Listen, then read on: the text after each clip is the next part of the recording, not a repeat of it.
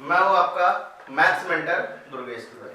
हम लोग मिल रहे हैं अपने यूट्यूब चैनल RT Academy पे। ये एक ऐसा प्लेटफॉर्म है जो आपको high quality content best faculty से फ्री ऑफ कॉस्ट प्रोवाइड हो रहा है। कोई भी सब्जेक्ट हो, फिजिक्स, केमिस्ट्री, बायोलॉजी स्टूडेंट्स के लिए बायोलॉजी भी अवेलेबल है। और आप जान ही रहे, मैं हूँ आपका मैथ्स मेंटर। ये जो सीरीज है, ये जब तक आपका सिलेबस कंप्लीट नहीं हो जाएगा पूरे टाइम चलती रहेगी। उसके बाद फर्दर में हम लोग बहुत कुछ देखने वाले हैं। अभी तो फिलहाल बोर्ड का चल रहा है। बोर्ड में जितना भी सेशन 22 23 में है वो पूरा हम लोग ले रहे हैं, पूरा कंसिडर किया जा रहा है। बस एक ही टारगेट रहेगा कि आपको किस तरीके से हम लोग हाईएस्ट मार्क्स अचीव करा पाएँ। तो इसी सीरीज में आज हम लोग स्टार्ट करने जा रहे हैं प्रोबेबिलिटी का last lecture, random variable. Random variable में जितना भी टाइप होता है और जितना भी उसमें प्रीवियस ईयर में क्वेश्चन है वो सारे आज मैंने लिए हैं।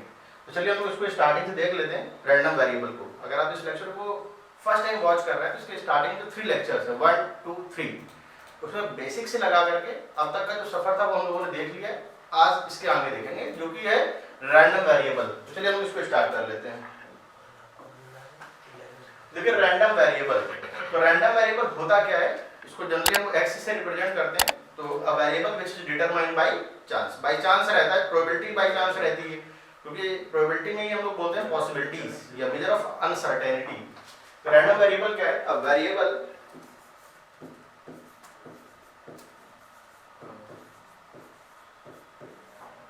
Which is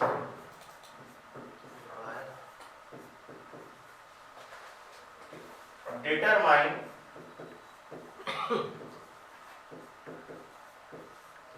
by chance, a variable which is determined by chance। by chance इसको हम लोग डिटरमाइन करेंगे, तो रिप्रेजेंट बाय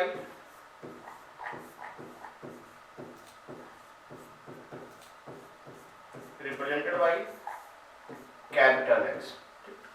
और ये जो X है ये रियल नंबर होता है, all x are real number. यानी कि रियल नंबर के लिए अगर मैं कहूँ तो इट में भी positive, negative and zero, all possibilities are there. अच्छा, यहाँ पर हो सकता है कुछ क्वेश्चंस में आपको डायरेक्टली डेटा गिवन हो जाए या कुछ में डेटा हमें फाइंड आउट करना हो, दोनों ही बातें हो सकती हैं। क्योंकि जो प्रीवियस ईयर के क्वेश्चंस हैं दोनों तरीके के वेरिएशंस हैं, हम लोग दोनों देखेंगे इसमें। इसके बाद आएगा हमारे पास प्रोबेबिलिटी डिस्ट्रीब्यूशन। ये इंपॉर्टेंट पार्ट है, ये हम लोगों को देखना चाहिए। बोर्ड एग्जाम बेसिकली यही आएगा। रैंडम वेरिएबल के बाद का जो मेन टॉपिक है वो है प्रोबेबिलिटी डिस्ट्रीब्यूशन। अच्छा, प्रोबेबिलिटी डिस्ट्रीब्यूशन है क्या, बेसिकली ये एक टेबल है जो हम लोग टेबल फॉर्म करेंगे, वो प्रोबेबिलिटी डिस्ट्रीब्यूशन उसी का नेम है। तो अ टेबल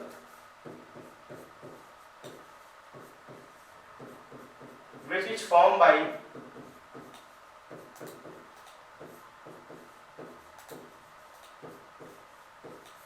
random variable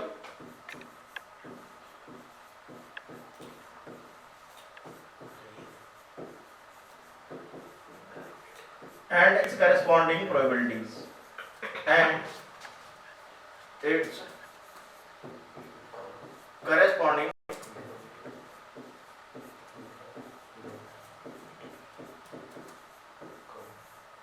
probabilities।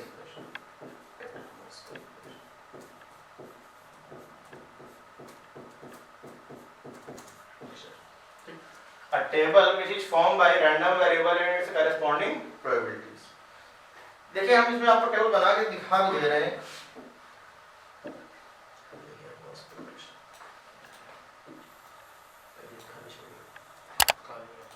जो भी आपको क्वेश्चन मिलेंगे आज के सेशन में कुछ इस तरीके के क्वेश्चन भी मिलेंगे।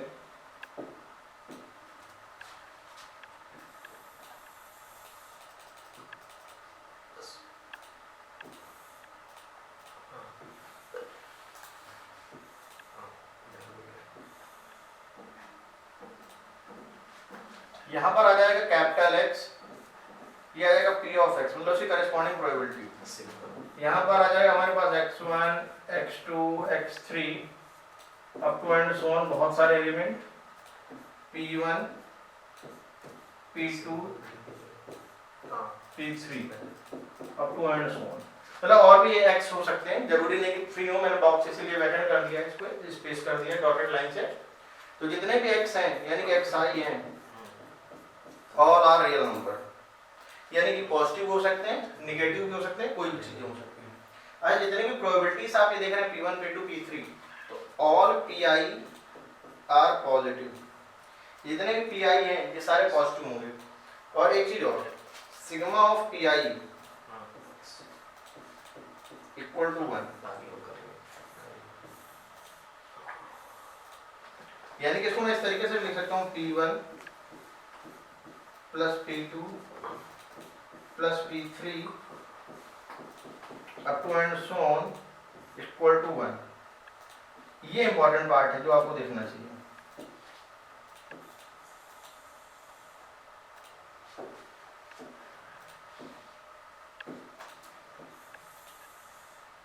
जितनी भी प्रोबेबिलिटीज हैं उनका सम 1 होगा, और जितने भी xi हैं दीज ऑल आर पॉजिटिव, मतलब सॉरी रियल नंबर्स, ये सारे रियल नंबर हैं। प्रोबेबिलिटी तो डेफिनेटली पॉजिटिव ही होगी, नेगेटिव के लिए डिफाइन नहीं है। तो आपको इस चीज पे ध्यान देना है। हो सकता है आपको 2 से 3 एलिमेंट गिवन हो, प्रोबेबिलिटी गिवन हो, कोई k की वैल्यू गिवन हो, आपको k फाइंड करना होगा, तो आप इस तरीके से ही फाइंड करेंगे। इसके बाद एक चीज और, mean variance and standard deviation. अच्छा, मीन के लिए और स्टैंडर्ड डेविएशन वेरिएंस के लिए फॉर्मूले हैं कुछ, वो हम लोग देखते हैं। मीन को एक नेम और बोलेंगे एक्सपेक्टेड वैल्यू।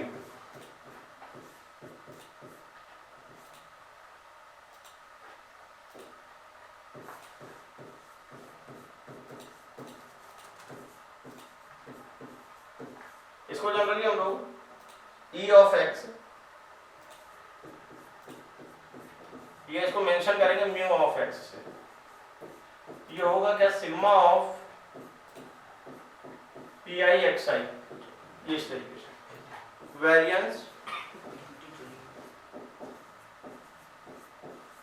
वेरिएंस होगा सिग्मा स्क्वायर, और इसका फॉर्मूला कुछ इस तरीके से होगा, sigma PI xi square minus sigma PI xi का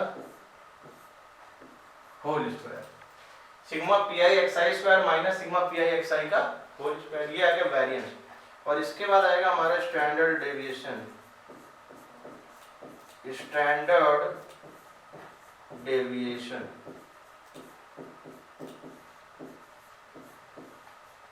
सिग्मा, स्टैंडर्ड डेविएशन सिग्मा होता है, मतलब कि जो भी आपका वेरिएंस निकला है उसी में स्क्वायर रूट कर लेंगे, यानी कि sigma PI xi square minus sigma PI xi whole square. ये 3 फॉर्मूले हैं जो हम लोग स्टेप बाय स्टेप करेंगे। कुछ क्वेश्चंस भी मैंने इसके लिए, बहुत सारे क्वेश्चंस हैं जो कि रैंडम वेरिएबल पे डिपेंड है, प्रोबेबिलिटी डिस्ट्रीब्यूशन पे है, फिर उसके बाद मीन, वेरिएंस और स्टैंडर्ड डेविएशन पे बेस्ड क्वेश्चन। आप चाहें तो इनका स्क्रीनशॉट ले सकते हैं तीनों पार्ट्स का। सबसे पहले रैंडम वेरिएबल है, रैंडम वेरिएबल के पार्ट एक बाद ये पार्ट आ गया आपका प्रोबेबिलिटी डिस्ट्रीब्यूशन का, और इसके बाद आ गए मीन, वेरिएंस और स्टैंडर्ड डेविएशन। तीनों ही पार्ट बोर्ड में आते हैं। डिपेंडिंग आता है क्वेश्चन जो है आपका कितने मार्क्स का है। मैक्सिमम 4 मार्क्स का क्वेश्चन आएगा, से 4 या 2 का, और जो हमारा 6 मार्क्स वाला पार्ट है वो 22 या टोटल में से किसी एक से आता है। अब देखिए क्वेश्चन गिवन है, इसमें क्वेश्चन क्या है देखिएगा, state whether it is possible, आपको चेक करना है रैंडम वेरिएबल जो भी ये टेबल आपको गिवन है हैव एनी प्रोबेबिलिटी डिस्ट्रीब्यूशन। ये जो आपको टेबल गिवन है क्या ये प्रोबेबिलिटी डिस्ट्रीब्यूशन है? तो मैंने आपको ऑलरेडी बता रखा है कि x के लिए कोई प्रॉब्लम नहीं है अपनी। x में भी रियल नंबर पॉजिटिव हो सकता है, नेगेटिव भी हो सकता है, लेकिन आपको p पे ध्यान देना है। जितने भी x होंगे सबके करस्पॉन्डिंग प्रोबेबिलिटी आपको गिवन होगी, तो प्रोबेबिलिटी कभी पहले या तो नेगेटिव नहीं होगी, यानी कि सारी प्रोबेबिलिटी पॉजिटिव होंगी, पहली चीज तो ये। और जितनी भी प्रोबेबिलिटीज हैं सबका सम 1 होना चाहिए, ये इंपॉर्टेंट बात है। चलिए हम स्टेप बाय स्टेप चेक कर लेते हैं। फर्स्ट वाले पार्ट की बात करें, x 0 1 2 उसकी कोई प्रॉब्लम नहीं, 0.4 0.4 0.2, अगर मैं इनका सम करूं, जितनी प्रोबेबिलिटी सारी पॉजिटिव तो दिखी नहीं आपको, साइन नहीं नेगेटिव, 0.4 0.4 0.2 यानी कि आ गया 1, और ये करेक्ट है, यानी कि प्रोबेबिलिटी डिस्ट्रीब्यूशन टेबल है। सेकंड में बात कर लेते हैं, x की वैल्यू 1 2 3 गिवन है और इससे कोई प्रॉब्लम भी नहीं है। 0.2 0.4 यानी कि 0.6 और 0.3 यानी कि 0.9 आ रही है, यानी कि अगर हम प्रोबेबिलिटी का एडिशन करें तो 0.2 plus 0.4 equal to 0.9. This is not equal to 1, so not probability distribution.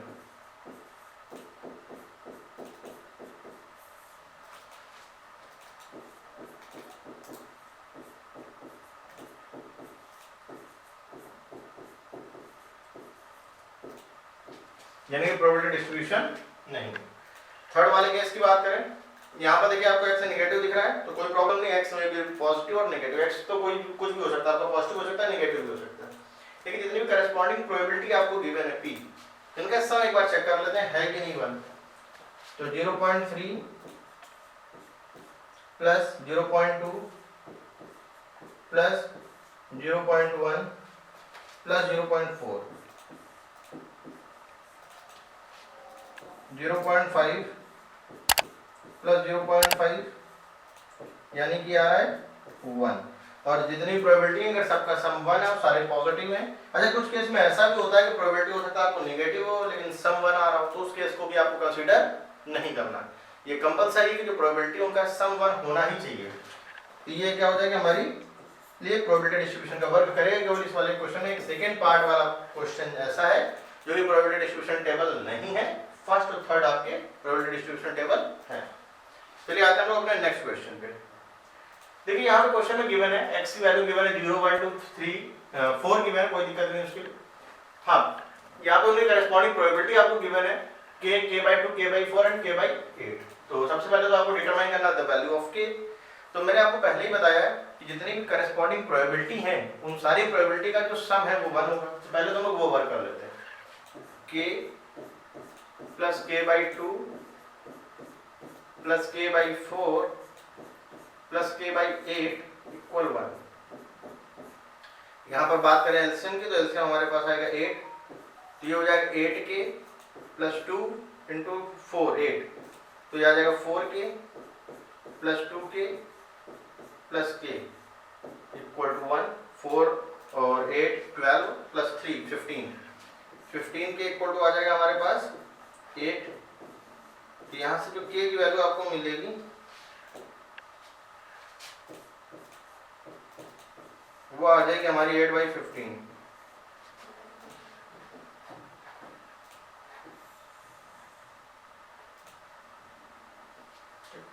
k की वैल्यू क्या आ जाएगी हमारी 8/15। अब आएगा नेक्स्ट क्वेश्चन में, determine the value of p of x less और इक्वल टू 2। यानी कि यहाँ पे क्या कहते हैं प्रोबेबिलिटी है वो x लेस और इक्वल टू 2 है, यानी कि इस केस में हो जाएगा probability of x equal to 0 plus probability of x equal to 1 plus probability of x equal to 2। अच्छा probability of x equal to 0 की वैल्यू भी तो गिवन है अपने को k प्लस 1 के लिए गिवन है k/2, 2 के लिए क्या गिवन है k/4। अब इनको टोटल कर लेते हैं पहले, तो एलसीएम तो आ जाएगा हमारे पास 4k plus 2k plus k 7k/4 7/4। k की वैल्यू कितनी आ जाएगी 8/15, 4 कैंसिल 2 7 2 या 14 14/15 ये आंसर आ चुका है आपके लिए। अच्छा एक चीज और, आप एक चीज ये देखो जितनी भी प्रोबेबिलिटी है सबका सम क्या हो जाएगा 1 हो जाएगा, यानी कि मैं इसको फिलहाल 4 को 3 कर दे रहा हूं अभी। तो जितनी प्रोबेबिलिटी सबका सम 1, यानी कि मैं इसमें ये कर सकता हूँ कि p ऑफ x लेस और equal to 2 plus p of x greater than 2 equal to 1। यानी कि अगर मुझे p of x greater than 2 find करना है तो हमारे पास हो जाएगा 1 minus p of x less और इक्वल टू 2। ये आपको ध्यान देना चाहिए। तो 1 माइनस ये हम लोग ऑलरेडी फाइंड कर चुके हैं 14/15। तो एलसीएम जब आप लेंगे तो 15 माइनस 14 होल अपॉन 15, यानी कि यहाँ पर जो आंसर आपको मिलेगा वो मिल जाएगा 1/15। ये हम लोगों के लिए आंसर हो जाएगा। तो जो k की वैल्यू आई है वो आपकी आ गई 8/15, और जो आप प्रोबेबिलिटी देख रहे हैं प्रोबेबिलिटी कुछ इस तरीके से है।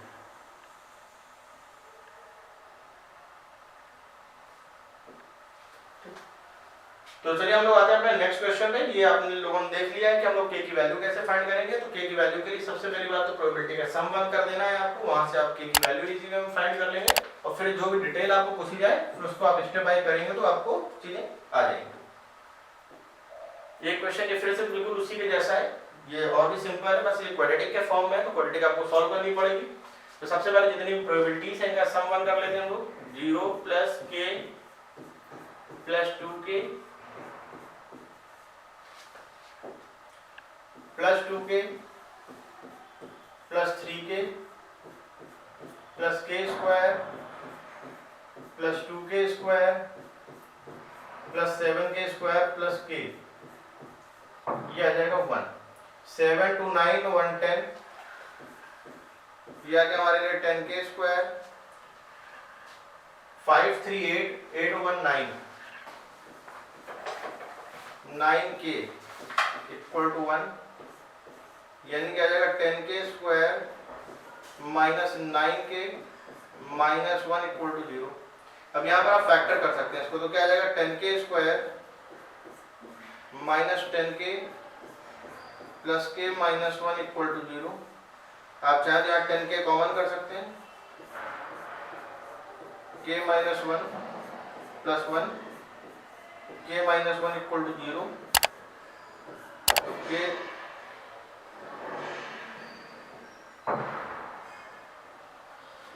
यहाँ पर प्लस का है, इसको हम लोग प्लस कर लेते हैं।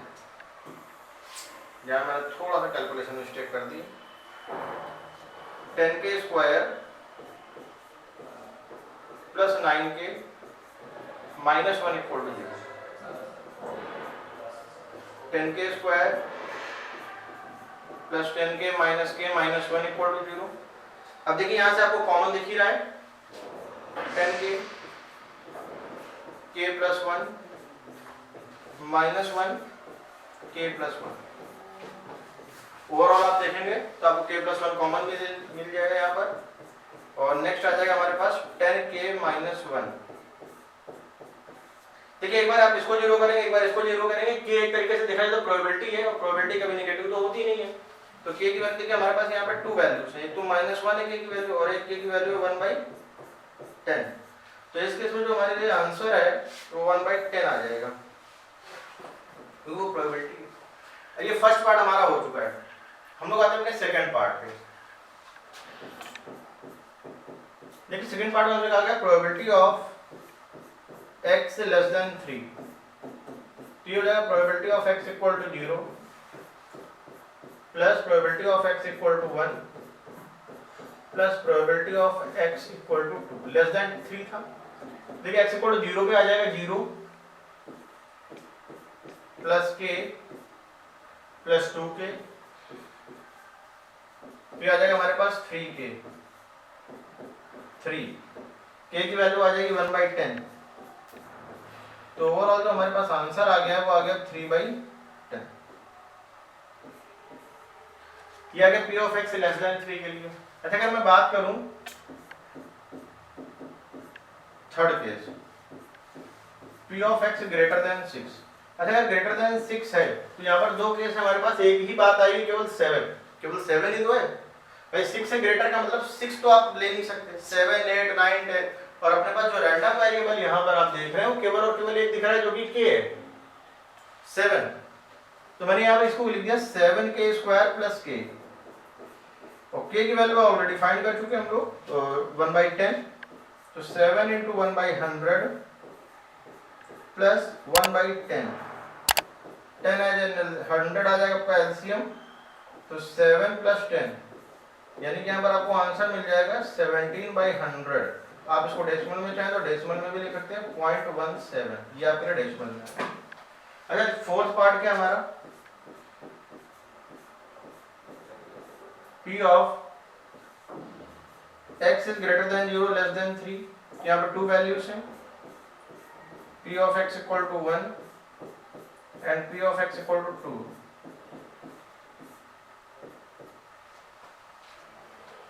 x वैल्यू 1 पे k है और 2 पे 2k है, k और 2k 3k। तो 3 इंटू k की वैल्यू आ जाएगी 1/10। तो 3/10 आपका ओवरऑल आंसर आ जाएगा। मतलब आपको करना क्या, पहले बात तो k की वैल्यू के लिए जो सिंपल बात है सबसे इंपॉर्टेंट आपको जितनी भी प्रोबेबिलिटी गिवन है उन सारी प्रोबेबिलिटीज का सम 1 करना है। तो मैंने देखिए जितनी भी प्रोबेबिलिटी आप देख रहे हैं सबका सम मैंने 1 कर दिया, और जैसे ही आप 1 करेंगे तो कुछ केस में क्वाड्रेटिक बनेगा, कुछ केस में लीनियर बनेगा, क्यूबिक बहुत रेयर बने आपके। तो जो क्वाड्रेटिक थी उस क्वाड्रेटिक को मैंने सॉल्व किया तो k की वैल्यू एक नेगेटिव आ रही है और एक पॉजिटिव आ रही है। नेगेटिव प्रोबेबिलिटी हो नहीं सकती, तो ऑब्वियस सी बात है कि हमको कौन सा पार्ट लेना पड़ेगा जब k की वैल्यू 1/10 है। और वैसे भी जो प्रोबेबिलिटी है वो 0 से 1 के बीच में ही होगी, क्योंकि 1 से ग्रेटर नहीं हो सकती कभी। फिर जो छोटे-छोटे से पार्ट थे, सेकंड पार्ट था हमारा जो k की वैल्यू प्रोबेबिलिटी हमें निकालनी है x लेस देन 3 के लिए। तो लेस देन 3 का मतलब 0 1 और 2 हो जाएंगे रैंडम वेरिएबल। फिर इसके बाद वाला केस है हमारा ग्रेटर देन 6 के लिए, तो 6 से ग्रेटर के लिए केवल एक केस है 7। अच्छा और भी होते तो उनको भी लेना पड़ता हमें, यानी कि अगर मान लीजिए 7 8 9 जितने भी होते हैं 6 के आगे वो आपको सारे लेने पड़ेंगे। और जो फोर्थ पार्ट है वो हमारे वो आ जाएंगे p of x greater than 0 and less than 3।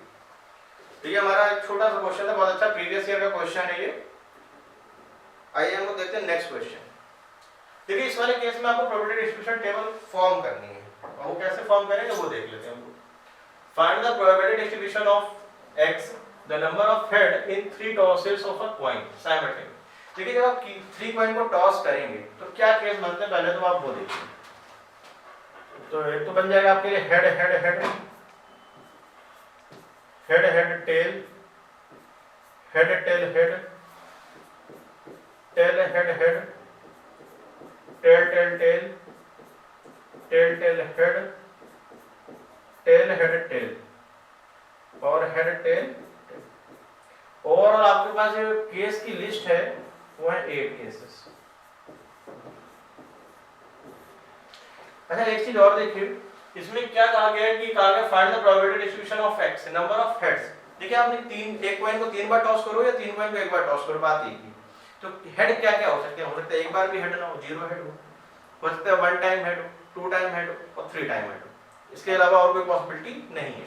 तो रैंडम वेरिएबल का मतलब डिटरमाइन बाय चांस। तो बाय चांस आप क्या देख पा रहे हैं कि या तो 0 मिलेगा या तो 1 या तो 2 या तो 3। इसके लिए पहले टेबल फॉर्म करेंगे, बिना टेबल के नहीं करेंगे इसको।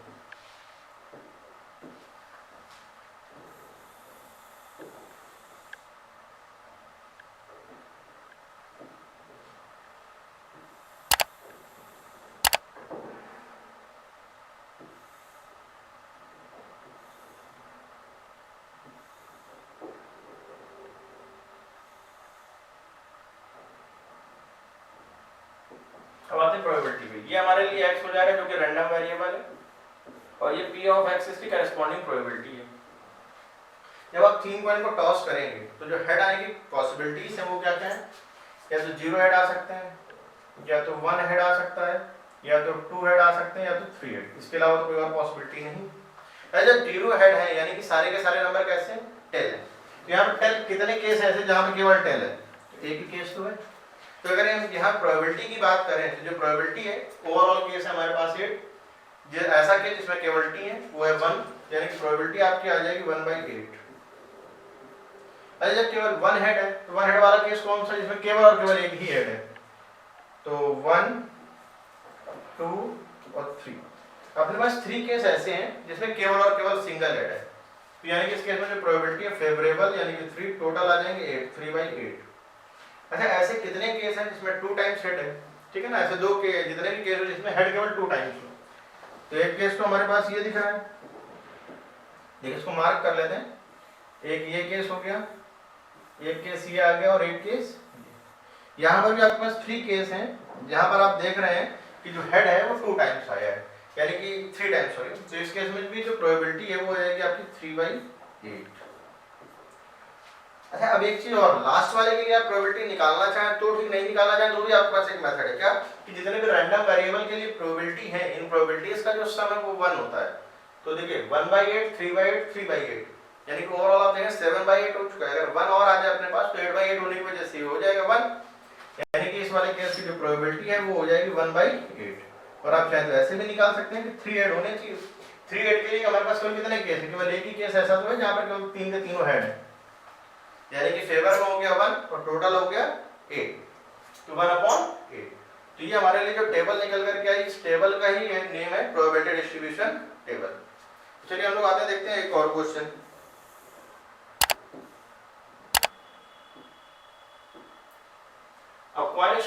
अनटिल एक कॉइन हम लोग फेंकेंगे तब तक हेड अपीयर्स और tail appears 4 time in succession. या तो उसमें हेड आ जाए या तो 4 बार लगातार टेल आ जाए, दो पॉसिबिलिटीज है। अच्छा कैसे कर सकते हैं यहाँ पर, आप इस तरीके से कर सकते हैं, देखिएगा समझिएगा। जैसे मान लीजिए आपने फर्स्ट टाइम फेंका, हेड आ गया, आप वहीं रुक जाओगे, पहला केस तो ये हो सकता है। दूसरा केस, मान लीजिए आपने पहली बार फेंका, टेल आया, लेकिन दूसरी बार में हेड आ गया, तब आप रुक जाओगे। अच्छा ऐसे और भी पॉसिबिलिटी हो सकती है, जैसे मान लीजिए पहली बार आपने फेंका, टेल है, दोबारा में भी टेल है, जैसे ही हेड आएगा फिर रुक जाओगे।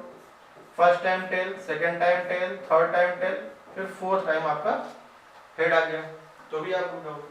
हाँ एक केस और भी है इसी वाले केस में, इसी में ही मैं उसको ऐड करूंगा, क्योंकि 4 पॉसिबिलिटी है, या तो 4 बार टेल भी आ जाए आपका तो भी आप रुक जाएंगे।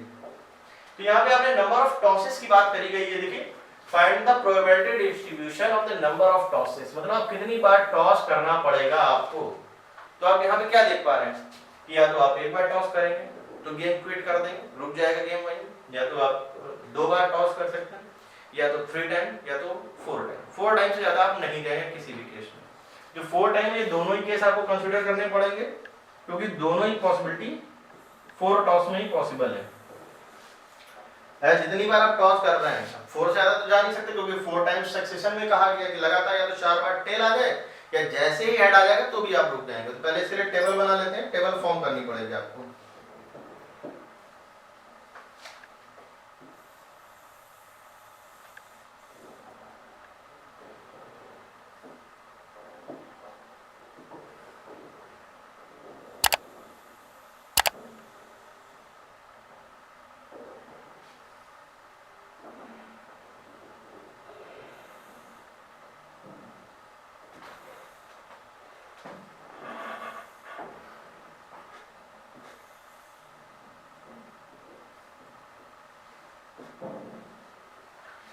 ये हमारे लिए रैंडम वेरिएबल कैपिटल एक्स है, ये उसकी करस्पॉन्डिंग प्रोबेबिलिटी है, पी ऑफ एक्स से रिप्रेजेंट करेंगे। देखिए आप 1 टाइम टॉस कर सकते हैं कॉइन को, 2 टाइम टॉस कर सकते हैं, 3 टाइम या 4 टाइम, ये 4 पॉसिबिलिटी यहाँ पर निकल करके आ रही है। जब आपने 1 टाइम टॉस किया है तो उस केस में जो प्रोबेबिलिटी आएगी, अच्छा एक चीज बताइए, केवल हेड आ रहा है तो केवल हेड आने की जो प्रोबेबिलिटी है वो क्या हो जाएगी, 1/2। जो केवल हेड आने की प्रोबेबिलिटी की बात करी जा रही है उसका मतलब क्या हो जाएगा, 1/2। यहाँ पर लिख देंगे हम लोग 1/2, 2 का आ गया। तो जब 2 टाइम आप टॉस कर रहे हैं तो पहले टेल आ रहा है, फिर हेड आ रहा है, तभी गेम क्विट होगा, तभी आप गेम को रोकेंगे। तो देखिए टेल आने के लिए प्रोबेबिलिटी आ जाएगी 1/2 और हेड के लिए भी 1/2, यानी कि ओवरऑल ये हो जाएगा हमारे लिए 1/4। अच्छा बात करें टेल टेल और हेड की, तो टेल के लिए 1/2, फिर से टेल के लिए 1/2, हेड के लिए 1/2, यानी कि ओवरऑल आ जाएगा हमारे पास 1/8। और फिर से वही बात, जितनी भी प्रोबेबिलिटी सबका सम 1 होता है, तो 3 ऑलरेडी आप निकाल चुके हैं, जो फोर्थ वाली वो भी आप इसी से सम करके निकाल सकते हैं। एक तरीका तो ये, बाकी एक तरीका ये है कि दोनों इवेंट आप आपस में अगर देखें तो ये म्यूचुअली एक्सक्लूसिव आपको दिख रही है। अच्छा म्यूचुअली एक्सक्लूसिव अगर आप फर्स्ट टाइम देख रहे हैं तो आपको म्यूचुअली एक्सक्लूसिव नहीं पता होगा, तो इसके लिए आपको लेक्चर नंबर 2 देखना पड़ेगा, क्योंकि मैंने उसमें डिटेल्ड वीडियो बनाई है म्यूचुअली एक्सक्लूसिव और एग्जॉस्टिव पे, तो आप वहां से इसको देख सकते हैं। वैसे मैं बेसिकली बता देता हूं, इसका जो कंक्लूजन है लास्ट में म्यूचुअली एक्सक्लूसिव का वो ये रहता है, simultaneous occurrence of 2 event is not possible, मतलब एक साथ 2 इवेंट नहीं हो सकते। तो उस केस में आप एडिशन का यूज करेंगे, यानी कि इस वाली जो प्रोबेबिलिटी है ये आप देख रहे हैं, इसकी प्रोबेबिलिटी है 1/16 और इस वाले केस की प्रोबेबिलिटी भी है 1/16, दोनों का आप जब सम करेंगे तो वो आपकी ओवरऑल प्रोबेबिलिटी होगी जो कि 2/16, फाइनल आपका आएगा 1/8 की 1/8 केस। तो यहाँ पर हम लोग क्या पुट कर देते हैं 1/8। आप चाहे तो ये देख लीजिए कि जितनी भी प्रोबेबिलिटी है इनका सम 1 आपको देखने में लग रहा होगा, क्योंकि यहाँ पर देखिए 2 4 से मल्टीप्लाई डिवाइड करें 4 आ जाएगा, यहाँ पर आपको मिल जाएगा 2 6 और 1 1, यानी कि ओवरऑल आ जाएगा 8/8, प्रोबेबिलिटी हो जाएगी 1। तो ये आपका तैयार हो चुका प्रोबेबिलिटी डिस्ट्रीब्यूशन टेबल। एक क्वेश्चन लोग लास्ट में और देखेंगे, ये क्वेश्चन बेसिकली बेस्ड किस पे, मीन और वेरियंस स्टैंडर्ड डेविएशन। तो पहले इसके लिए आपको टेबल बनानी पड़ेगी, तो टेबल हम लोग देख लेते हैं पहले इसकी।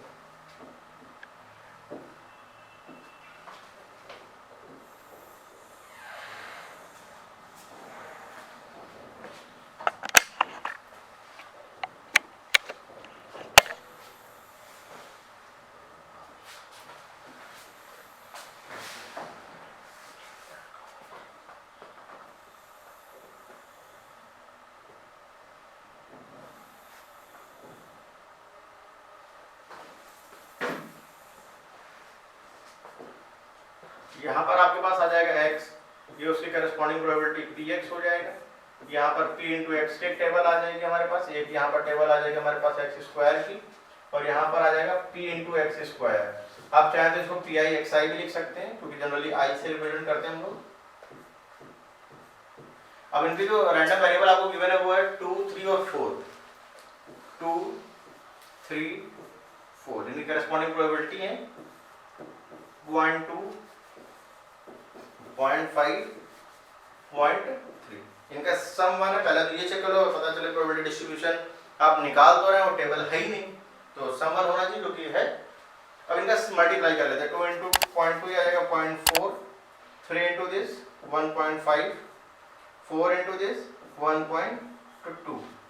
एक्स का स्क्वायर करेंगे तो ये आ जाएगा 0.04, ये आ जाएगा 0.25 और ये आपको मिल जाएगा 0.09।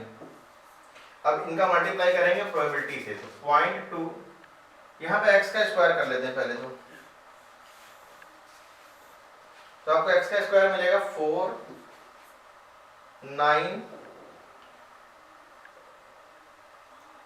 9 और 16। अब इनका करस्पॉन्डिंग प्रोबेबिलिटी से मल्टीप्लाई करा लें। 4 इंटू 0.2 यानी कि 0.8 आएगा, 9 इंटू दिस 4.5, 16 इंटू दिस 4.8। इनका टोटल करना पड़ेगा आपको, तो sigma of P I x i आपके पास आ जाएगा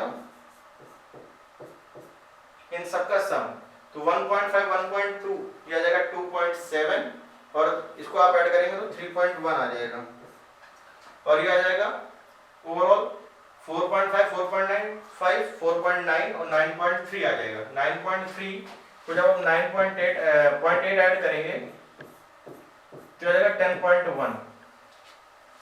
तो ये आ गया आपका sigma p I x I square equal to 10.1। अब आ जाते हैं यहाँ पे मीन पे।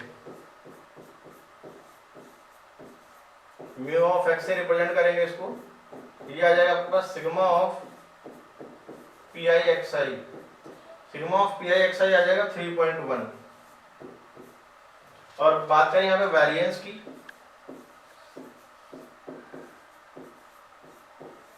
वेरिएंस आ जाएगा आपका sigma of P I x I square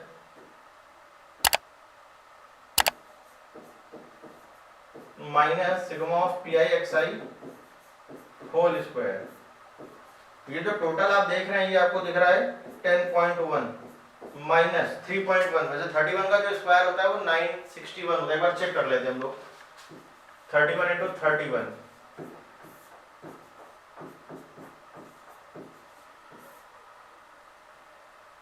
961 आ गया। और डेसिमल की बात करेंगे तो 9.61 आ जाएगा, ये जीरो है ही ऑलरेडी, ये आ जाएगा 9, यहाँ पे जीरो होने की वजह से आ जाएगा 4.9, तो 9.49 आ गया। ये आ गया हमारे लिए वेरिएंस जो कि सिग्मा स्क्वायर होता है।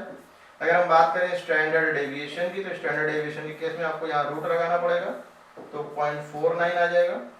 और 0.49 का अगर आप बात करेंगे स्क्वायर रूट की तो आ जाएगा 0.7।